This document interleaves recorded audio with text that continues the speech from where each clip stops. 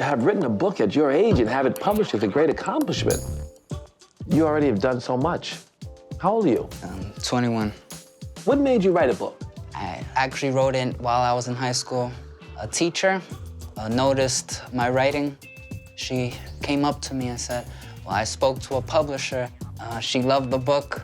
She has plans for it. She was interested in publishing it. That's crazy. That's a crazy story. I got to get your book because it must be phenomenal. I remember my first experience with a record. I worked so hard, no one believed it. Finally, the record came out. It was a moment, you know, of triumph, but it was also a recognition that hard work and dedication really can bring you anything. Tell me about your writing. Not a lot of people get to publish their books, especially not a lot of people who are my age. So I go into the mindset that I have to appreciate every single word that I write, because it's a privilege that was given to me. You're telling me something else. What do you feel when you're writing? Is there a freedom? I definitely feel there's a freedom. Puts me into another world.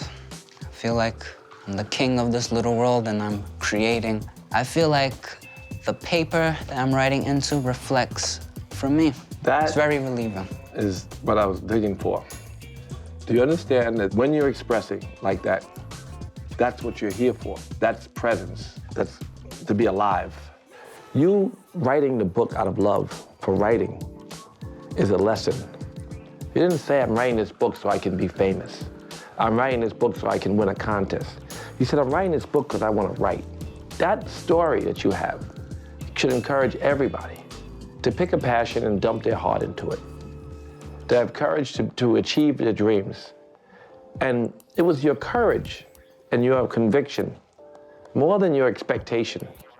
So, you know, I hope that you know that that's in you, that you can always reach for that strength. I haven't made it. You're already very successful. You know, you can only sit your ass in one seat at a time, no matter how big your house becomes.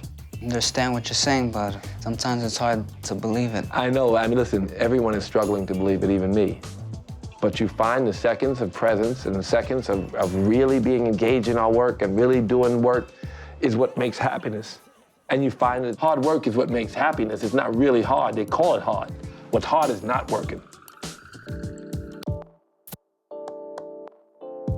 Can you help me understand the difference between being needy and being a go-getter? Being a go-getter is a spiritual practice. If you keep making things or writing books and expressing yourself, you have plenty. Being needy is needing. You still pursue things, but you're not needy. I fully admit that I'm kind of needy, but it's hard not to be needy. I was hearing this on the news that some college students, they have to choose between buying a meal and paying for car fare to get home. But then I found myself in that position. In that position. You know, wanting something is reasonable, but you have to try to be happy where you are.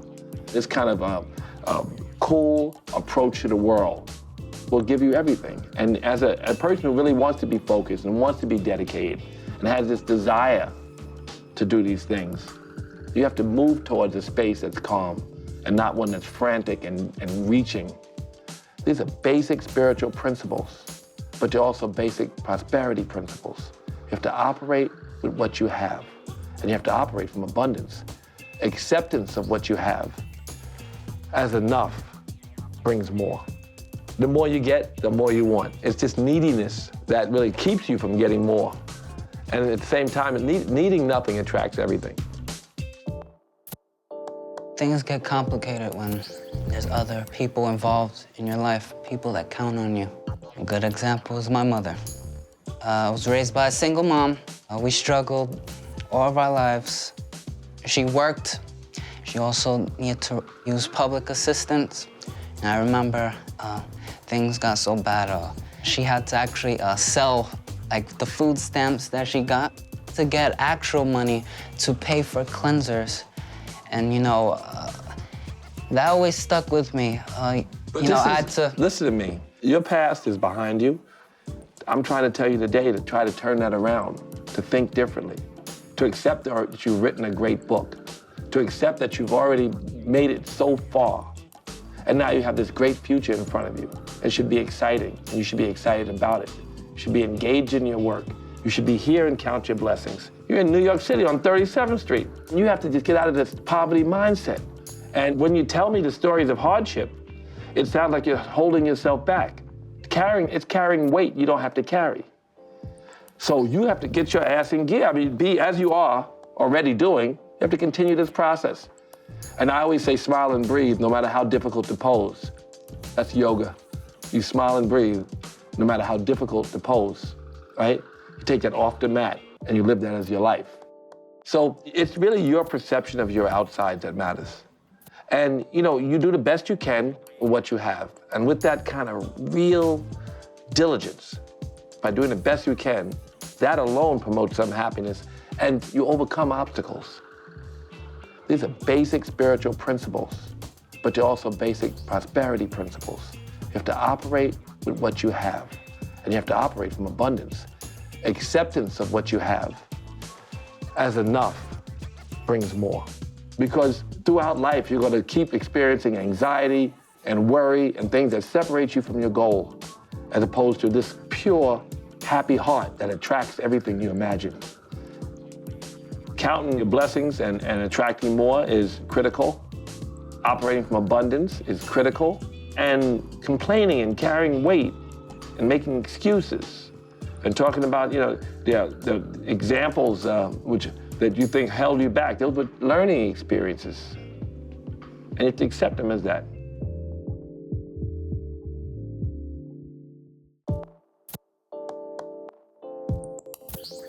I believe if someone like me who seems small achieves success, it speaks volumes, it speaks novels.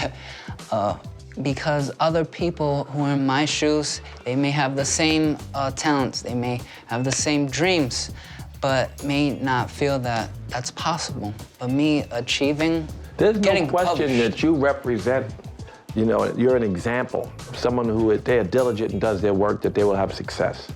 There's no question of that. You writing the book out of love for writing is a lesson. I asked you earlier and you told me about how you felt when you write. And what I want you to take away, and I want to ask you if you understand this one thing, in you was all of this miracle. You put it on the paper. It became reality. But you put it on the paper out of love for writing. You didn't say, I'm writing this book so I can be famous. I'm writing this book so I can win a contest. You said, I'm writing this book because I want to write. And it's very good that you were able to express yourself and find passion. That story that you have should encourage everybody to pick a passion and dump their heart into it. Continue to believe in yourself, continue to express yourself, and everything will come to you. Wanted to thank you, Mr. Simmons, for allowing me to be here. I always wanted to meet you. You're quite an inspiration, Kyle. Thank you very much. Thank you. My man. Yeah, thanks for the chicken. That's tofu, baby. I don't eat animals. This is chicken. That's not chicken, kid. This is chicken. Everything on the table is vegan, even the cake. It looks like chicken. I know it looks like chicken. meat. Yeah, I'm telling you, son, it's all vegan.